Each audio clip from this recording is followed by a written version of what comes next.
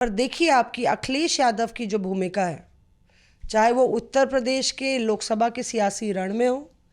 या मुझे लगता है कि किस परिपक्वता से अखिलेश यादव यहाँ सामने आए हैं कि मुझे वो सीन याद आ रहा है जब वो पहुँचे वहाँ पे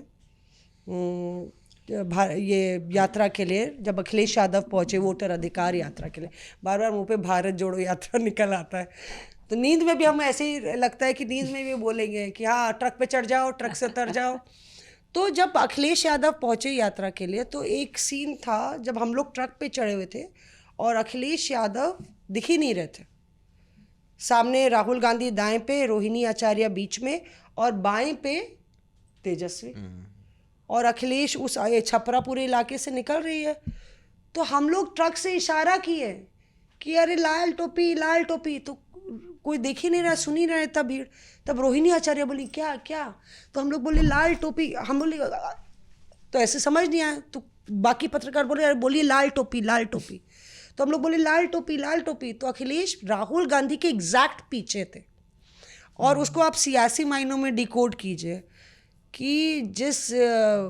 मतलब इसके अलावा, मतलब कांग्रेस के अलावा जो सेकंड लार्जेस्ट पार्टी है उसके नेता बिल्कुल अखिलेश को मालूम है कि कब उनको बैकग्राउंड में ब्लेंड होना है और कब उनको फोरग्राउंड में रहना है। वो बहुत अच्छी तरीके से वो सारथी वाली जो भूमिका है उनको निभाना आता है, और शायद वो ये उनकी सियासी परिपक्वता, मैच्योरिटी है कि वो इस होड़ में नहीं थे कि मैं सेंटर स्टेज ले लूँ। मैं जब स्टालिन साहब वाला कवर कर रही थी तो बीच में बिल्कुल स्टालिन साहब अपने अंदाज में खड़े हुए थे और लेफ्ट हैंड साइड में तेजस्वी थे और राइट हैंड साइड में राहुल गांधी थे। लेकिन यहाँ पे राहुल गांधी और तेजस्वी और रोहिणी आचार्य, क्योंकि छपरा से निकल रहा था वो काफिला, तो अखिलेश पहली बार यात्रा में आ रहे हैं और वो नेता को ये होड़ नहीं थी कि मैं तस्वीर में दिखूं। देखिए अखिलेश के आने का भी एक बहुत बड़ा रीज़न है। एक बीजेपी के नेता जो आजकल इलेक्शन ड्यूटी में बिहार में है, उनसे मैं बात कर रहा था, उन्होंने ये बात बताई कि आप कुछ भी कर लीजिए, यादव मुस्लिम जो गठजोड़ है बिहार में और उत्तर प्रदेश में भी, क्योंकि उनके रूट्स जो नेता हैं उनके रूट्स उत्तर प्रदेश के हैं, तो वो कह रहे हैं कि यादव जो है वो पूरी तरह से अखिलेश के साथ में, और यादव एक बहुत बड़ा वोट बैंक है बिहार के अंदर, और वो जो है पूरा आरजेडी एंड अलायंस जो इंडिया ब्लॉक अलायंस है उसको जाएगा, और इसीलिए अखिलेश का वहाँ पे होना, इससे काफ़ी फायदा ज़रूर उनको मिला होगा, क्योंकि अखिलेश की एक अपनी फैन फॉलोइंग है यादव कम्युनिटी के बीच में, चाहे उत्तर प्रदेश में हो चाहे बिहार में, और बिहार में भी यादव बहुत ज़्यादा संख्या में। तो वो मुझे बता रहे थे कि थोड़ा मुश्किल हो सकता है कि यादव एनडी की तरफ, पहले भी उन्होंने वोट नहीं किया है, बहुत कम वोट किया है, चाहे यूपी हो चाहे बिहार, और यहाँ पर भी इसीलिए अखिलेश को लेके गए क्योंकि उनका एक अलग तरह का रौला है बिहार में, जैसे कहते हैं। क्या कहेंगे अमित? नहीं, यादव वोट बैंक तो बिल्कुल स्ट्रांग है। मुझे इस यात्रा में एक चीज़ और, क्योंकि जब जहाँ से मैंने बेटन आपको थमाया, हाँ। और उस जहाँ मैंने उनसे बेटन लिया था आरजी से, अपने आरजी से,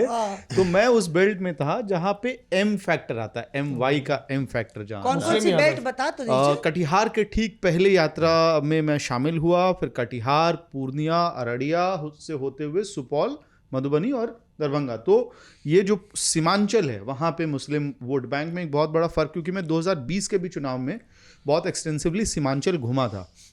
तो वहाँ शाम को जो बदकही होती थी ना, तो उसमें ये समझ में आ रहा था कि पतंग उड़ रहा है और बहुत ऊपर उड़ रहा है, और ये पतंग जो है आरजेडी और कांग्रेस को परेशान करेगा, गिराएगा, और वो हुआ भी। इस बार आप चाहे उस लड़के से बात कीजिए जिससे मैंने जाके बात की, सुल्तान से, जिससे राहुल गांधी मिले थे मखाने के खेत में, उससे बात करिए, या सीमांचल में रैंडमली हम लोग देख भी रहे थे कि क्या हो क्या रहा है, फैक्टर काउंटन करने की कोशिश कर रहे थे। तो राहुल गांधी की एंट्री से मैं तेजस्वी यादव और अखिलेश यादव से आगे एक बात कहूँगा कि इसमें राहुल गांधी की एंट्री से जो मुस्लिम वोट बैंक 2020 में कास्ट ब्लॉक के तौर पे काम किया था बिहार में, rather than a religion block, तो वो अपनी जाति के नेताओं को ढूंढ रहा था। इस बार सुल्तान ने मुझे मखाने के फील्ड में, जहाँ पे खुद वो राहुल गांधी से मिलकर उसने बताया कि भाई मखाने में कोई मशीन इस्तेमाल नहीं हो सकती है, ऐसे ही हम लोग को बैठना पड़ेगा। जब मैं गया 15-16 मिनट मेरी अलग से उससे बात हुई रिपोर्ट के लिए। Reporters of